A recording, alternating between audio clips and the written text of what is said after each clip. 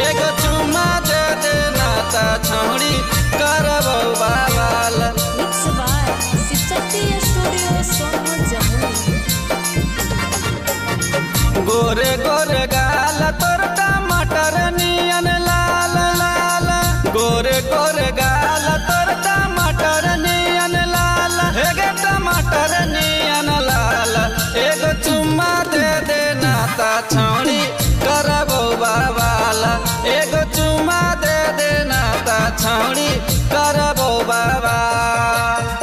गोरे गोरे गाल तोर टमाटर नियन लाल लाल, गोरे गोरे गाल तोर टमाटर नियन लाल, एगो टमाटर नियन लाल। एगो चुम्मा दे दे नाता छौड़ी करबो बाबाल।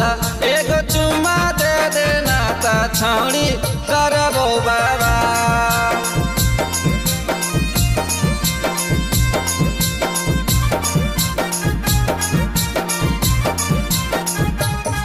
एगो चुम्मा दे दे नाता छौड़ी करबो बाबाल।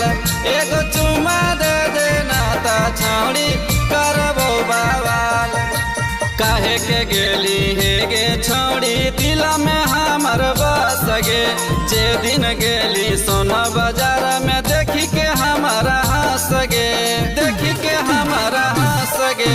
काहे के गेली हे गे छौड़ी दिल में हमर बस गे, जे दिन गेली झाझा बाजार में देखी के हमारा हंस गे। पेनही पियर फरकवा छौड़ी लागही सुपर माला, पेनही पियर फरकवा छौड़ी लागही सुपर माल, हेगे लागही सुपर माल। एगो चुम्मा दे दे नाता छौड़ी करबो बाबाल। एगो चुम्मा दे दे नाता छौड़ी करबो बाबाल।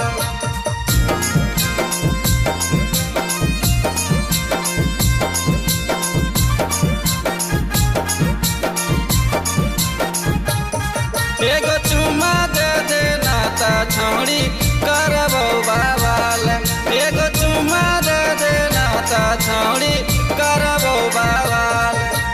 सपना में देखा ही औरतिया तोरे सूरतिया गे, करे से कांड पहले छौड़ी मानिल हमर बतिया गे, मानिल हमर बतिया गे।